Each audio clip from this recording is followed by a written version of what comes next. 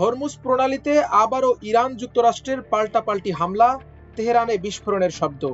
ট্রাম্পের 10% base line শুল্ক অবৈধ ঘোষণা মার্কিন আদালতের। ঋণের পাহাড়ের নিচে চাপা পড়ছে যুক্তরাষ্ট্র। ইসরায়েলের হামলায় হামাস নেতার ছেলে নিহত। ডাকসুর আন্দোলনের মুখে শনিবারের বাস চালুর সিদ্ধান্ত ঢাবি প্রশাসনের।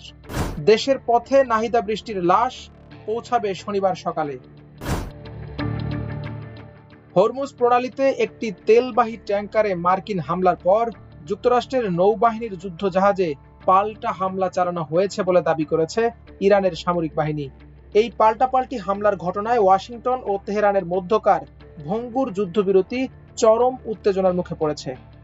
স্থানীয় সময় বৃহস্পতিবার মার্কিন বাহিনী তাদের একটি তেলবাহী ট্যাঙ্কারে প্রথম হামলা চালিয়ে যুদ্ধবিরতি লঙ্ঘন করেছে বলে জানিয়েছে তেহরান। জবাবে আইআরজিসির নৌবাহিনী মার্কিন যুদ্ধজাহাজকে লক্ষ্য করে ব্যাপক ক্ষেপণাস্ত্র ও ড্রোন হামলা চালায়। তবে মার্কিন সেন্ট্রাল কমান্ড দাবি করেছে তারা সফলভাবে এই হামলা প্রতিহত করে ইরানের সামরিক স্থাপনায় পাল্টা আঘাত হেনেছে। ইরানের দাবি অনুযায়ী জাস্ক বন্দরের কাছে তাদের একটি তেলবাহী ট্যাঙ্কারে মার্কিন বাহিনী প্রথমে হামলা চালায়। এর প্রতিবাদে আইআরজিসির নৌ শাখা হরমুজ প্রণালী অতিক্রমকারী 3টি মার্কিন ডেস্ট্রয়ার লক্ষ্য করে একাধিক জাহাজ বিধ্বংসী ব্যালিস্টিক ক্ষেপণাস্ত্র, ক্রুজ ক্ষেপণাস্ত্র এবং বিস্ফোরকবাহী ড্রোন নিক্ষেপ করে। মার্কিন সেন্ট্রাল কমান্ড জানিয়েছে তারা ইরানের এই হামলা সফলভাবে প্রতিহত করেছে এবং তাদের কোনো যুদ্ধ জাহাজে ক্ষতি হয়নি। এর পরপরই আত্মরক্ষামূলক ব্যবস্থার অংশ হিসেবে মার্কিন বাহিনী ইরানের কেশম দ্বীপ, বন্দর আব্বাস, মিনাব ও শিরিক শহরের সামরিক স্থাপনা লক্ষ্য করে পাল্টা বিমান ও ক্ষেপণাস্ত্র হামলা চালায়। ট্রাম্প জানিয়েছে তারা উত্তেজনা বাড়াতে চায় না, তবে নিজেদের বাহিনীকে রক্ষায় সর্বোচ্চ শক্তি প্রয়োগ করবে। অন্যদিকে ইরান এই ঘটনাকে মার্কিন আগ্রাসন হিসেবে দেখছে। এর আগে ইরান দাবি করেছিল তাদের হামলায় মার্কিন যুদ্ধজাহাজগুলো ব্যাপক ক্ষতিগ্রস্ত হয়ে ওমান উপসাগরের দিকে পালিয়ে গেছে। ট্রাম্পের এই বক্তব্য ইরানের সেই দাবিকে সরাসরি নাকচ করে দিল। এদিকে রাতভর তুলনামূলক শান্ত পরিস্থিতির পর ইরানের রাজধানী তেহরানে আবারও উত্তেজনা লক্ষ্য করা গেছে। স্থানীয় সূত্রে জানা গেছে রাজধানীতে আকাশ প্রতিরক্ষা ব্যবস্থা সক্রিয় হওয়ার শব্দ শোনা যায়। একই সঙ্গে রাষ্ট্রীয় বার্তা সংস্থা IRNA জানায় তেহরানে 2টি বিস্ফোরণের ঘটনা ঘটেছে। অন্যদিকে ডোনাল্ড ট্রাম্প জানিয়েছেন ইরানের সঙ্গে যুদ্ধবিরতি এখনো কার্যকর রয়েছে, কিন্তু এই স্বাভাবিক অবস্থা কতদিন বজায় থাকবে সেটিও এখন বড় প্রশ্ন হয়ে দাঁড়িয়েছে। যুক্তরাষ্ট্রের সঙ্গে বাণিজ্যিক সম্পর্ক রয়েছে এমন সব দেশের ওপর যে 10% বেইজ লাইন শুল্ক আরোপ করেছেন মার্কিন প্রেসিডেন্ট ডোনাল্ড ট্রাম্প তাকে অবৈধ বলে ঘোষণা করেছে যুক্তরাষ্ট্রের নিউ ইয়র্ক অঙ্গরাজ্যের আন্তর্জাতিক বাণিজ্য আদালত। এই আদালতটি যুক্তরাষ্ট্রের ফেডারেল কোর্টের সমমর্যাদার। গতকাল বৃহস্পতিবার এক রায়ে ট্রাম্পের বেইস লাইন শুল্ককে আইন বহির্ভূত উল্লেখ করে বাণিজ্যিক আদালত 3 জন বিচারপতির একটি বেঞ্চ বলেছেন IEEPA নামের যে আইনের জোরে ডোনাল্ড ট্রাম্প বেইস লাইন শুল্ক আরোপের নির্দেশ দিয়েছিলেন তা তাকে এই নির্দেশ প্রদানের অনুমোদন দেয় না। 3 বিচারপতির বেঞ্চের 2 জন রায়ের প্রতি সমর্থন জানিয়েছেন। তবে তৃতীয় বিচারকের মতে ট্রাম্পের বেইস লাইন শুল্ক IEEPA আইনের সঙ্গে সাংঘর্ষিক নয়। তবে ট্রাম্পের এই শুল্ক নীতির সুবাদে গত প্রায় 1 বছর ধরে শুধু শুল্ক থেকে অতিরিক্ত 13.35 হাজার কোটি ডলার উপার্জন করেছে যুক্তরাষ্ট্র। চলতি 2026 সালের 20 ফেব্রুয়ারি এক রায়ে প্রেসিডেন্ট ট্রাম্পের শুল্ক নীতিকে অবৈধ ঘোষণা করেন যুক্তরাষ্ট্রের সুপ্রিম কোর্ট। 20 ফেব্রুয়ারি সুপ্রিম কোর্ট এই রায় প্রদানের পর তার নিন্দা জানিয়েছিলেন Trump.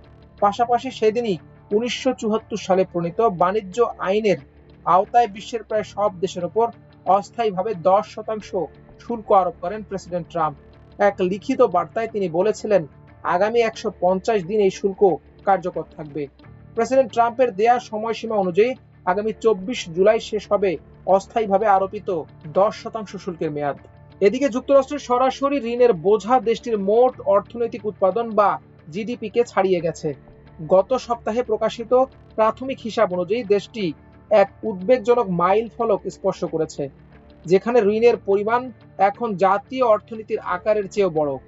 Committee for a responsible federal বাজেটের বিশ্লেষণ অনুযায়ী গত মার্চ পর্যন্ত 12 মাসে যুক্তরাষ্ট্রের জিডিপির পরিমাণ ছিল 31.21 ট্রিলিয়ন ডলার। বিপরীতে একই সময়ে দেশটির ঋণের পরিমাণ দাঁড়িয়েছে $31.26 ট্রিলিয়ন, অর্থাৎ ঋণের অনুপাত জিডিপির 100% অতিক্রম করেছে। এর আগে কেবল দ্বিতীয় বিশ্বযুদ্ধ এবং করোনা মহামারীর সময় এমন ভারসাম্যহীনতা দেখা গিয়েছিল। অর্থনীতিবিদরা সতর্ক করেছেন, এই পরিস্থিতি যুক্তরাষ্ট্রকে একটি বড় ধরনের অর্থনৈতিক সংকটের দিকে ঠেলে দিচ্ছে। তাদের মতে ঋণ যদি অর্থনীতির চেয়ে দ্রুত গতিতে বাড়তে থাকে তবে সরকারের জন্য সুদ পরিশোধ করা কঠিন হয়ে পড়বে। বিশেষজ্ঞরা বলছেন, প্রেসিডেন্ট ট্রাম্পের কর কর্তন নীতি এবং সামরিক ব্যয় বৃদ্ধির পরিকল্পনা এই সংকটকে আরো ঘনীভূত করতে পারে। ফিলিস্তিনের অবরুদ্ধ গাজায় ইসরায়েলি বিমান হামলায় ফিলিস্তিনি প্রতিরোধ আন্দোলন হামাসের নেতা খলিল আল হাইয়ার ছেলে আজম আল হাইয়া নিহত হয়েছেন। গোষ্ঠীটির আরেক নেতা বাসেম নাইম এ তথ্য নিশ্চিত করেছেন। স্থানীয় সময় বুধবার রাতে চালানো ওই হামলায় আজম গুরুতর আহত হন। দখলদার ইসরায়েলি বাহিনী এ পর্যন্ত 3 বার খলিল আল হাইয়াকে হত্যার চেষ্টা করেছে।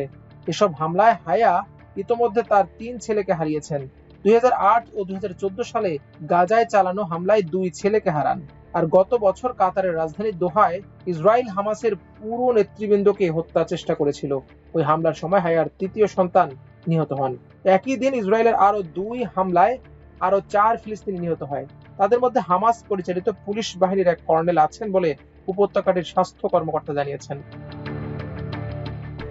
এদিকে ঢাকা বিশ্ববিদ্যালয়ের শিক্ষার্থীদের জন্য শনিবার বাস সার্ভিস চালুর সিদ্ধান্ত নিয়েছে সিন্ডিকেট। বৃহস্পতিবার বিশ্ববিদ্যালয়ের ট্রেজারের বিরুদ্ধে এই বাস সার্ভিস আটকে দেওয়ার অভিযোগ তুলে কেন্দ্রীয় ছাত্র সংসদ ডাকসুর অবস্থান কর্মসূচির পর সিন্ডিকেট সভায় এই সিদ্ধান্ত নেওয়া হয়। বিশ্ববিদ্যালয়ের একজন সিন্ডিকেট সদস্য এই তথ্য নিশ্চিত করেছেন।